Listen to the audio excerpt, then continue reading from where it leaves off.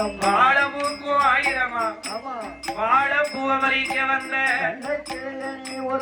வரண கிளியே நீ உறங்கு.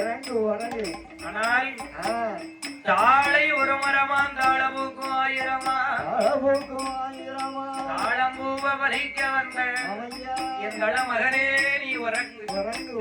மேலே எப்படி தாளாட்டுகின்றாள் செந்தல் வந்து வீசாதோ தெம்மாங்கு பாடாதோ